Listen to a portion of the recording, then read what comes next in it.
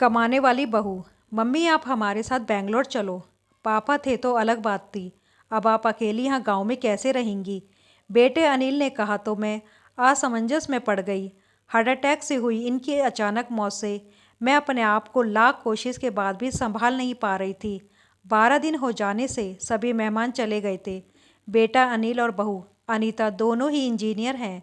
मेरी सहेलियों ने मुझसे कहा कि बेटे बहू के पास रहने नहीं जाना, क्योंकि कमाने वाली बहू को बुजुर्ग सास बिल्कुल अच्छी नहीं लगेगी।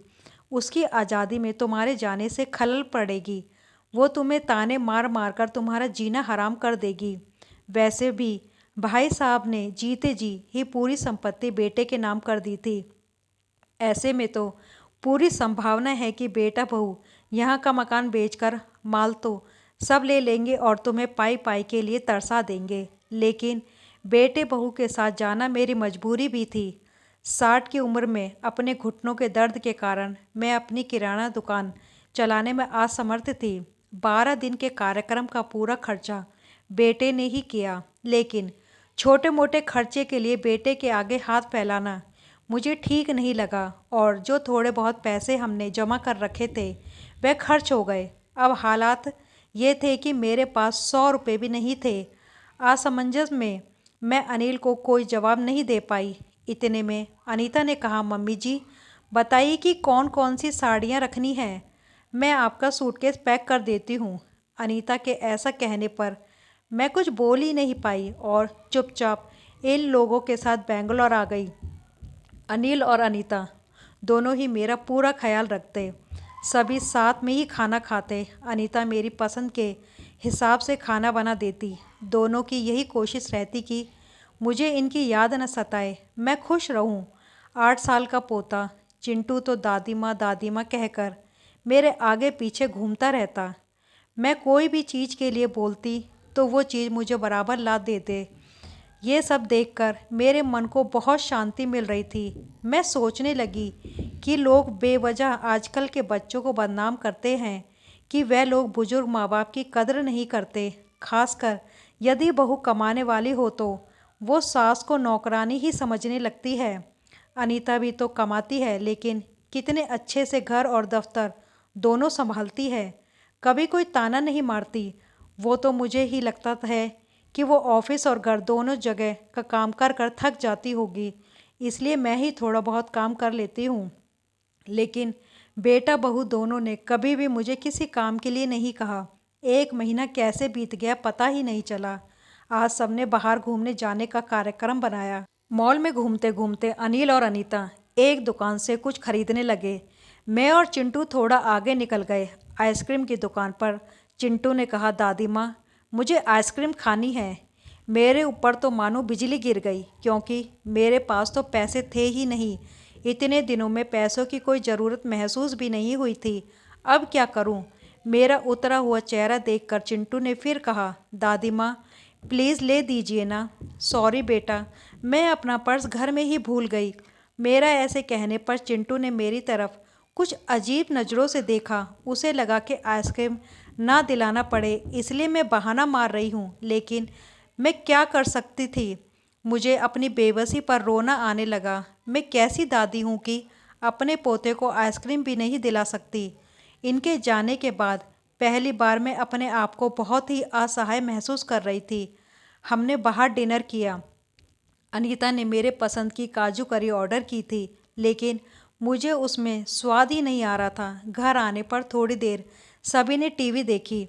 अनिल सोने चला गया और अनीता चिंटू के कमरे में गई ताकि मच्छर की टिकिया लगाकर उसे ब्लैंकेट आदि देकर सुला दे। मैं भी अपने कमरे में सोने जाने लगी। इतनी में मुझे चिंटू की आवाज़ सुनाई दी, मम्मी दादी माँ बहुत ही कंजूस है। तू ऐसे कैसे बोल रहा है? हाँ मम्मी, आज मॉल में घूमते वक्त मैंने दादी माँ को आइसक्रीम दिलाने को कहा तो उन्होंने कहा कि वह अपना पर्स घर में ही भूल आई। कितना अच्छा है ना मम्मी कि बाहर जाओ तो पर्स ही साथ में ना ले जाओ, तो कुछ खर्चा भी नहीं करना होगा। कंजूस दादी माँ, ये क्या है चिंटू? दादी माँ के लिए ऐसे बोलते वक्त तुम्हें जरा भी विचार नहीं आया कि क्या तुम उनके दुख को समझ नहीं सकते हो कि वो फिलहाल कितने दुख में है? दादी माँ को क्या दुख है? बेटा, अभी तक दादी माँ और दादाजी गांव में एक साथ रहते थे। अब अचानक दादाजी हम सबको छोड़कर चले गए।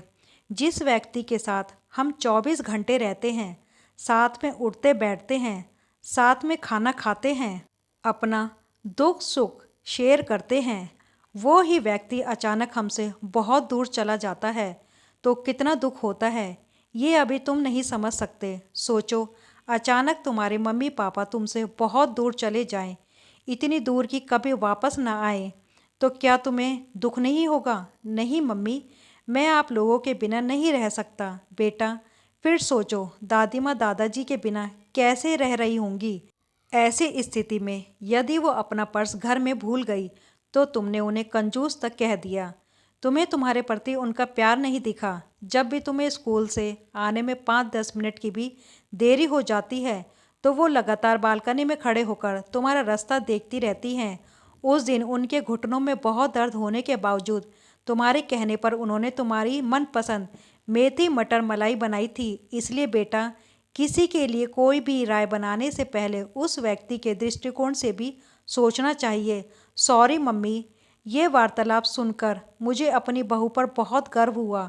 उसकी जगह यदि मैं होती तो शायद मैं भी अपने बेटे को इतने अच्छे से नहीं समझा पाती।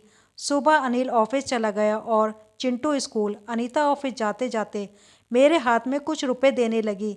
ये क्यों बहू, मुझे पैसों का क्या काम है? मम्मी जी, इंसान को पैसों का कब काम पड़ जाए कह नहीं सकते।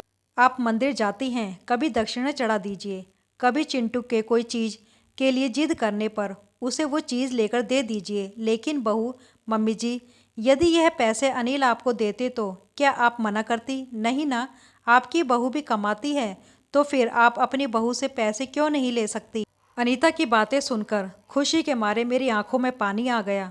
जो बात मेरा बेटा भी समझ ना सका, वो बात मेरी बहू ने समझ ली थी। मैं ईश्वर से प्रार्थना करने लगी कि मेरे जैसी बहू वो सबको दे। लोग बेवजह ही कुछ कमाने वाली बहुओं के दुर्व्यवहार को देखकर सभी कमाने वाली बहुओं पर लांछन लगाते हैं कि वह तुनुक तमीज जाज और घमंडी होती हैं। सास ससुर उनको बिल्कुल अच्छे नहीं लगते। यदि कुछ बहुएं अनीता जैसी समझदार, सुलझे विचारों वाली, बड़ों का सम्मान करने वाली भी होती हैं, आज अनीता के कमाने वाली बहू के बारे में भी मेरी आंखों पर बड़ा पर्दा हटा दिया था।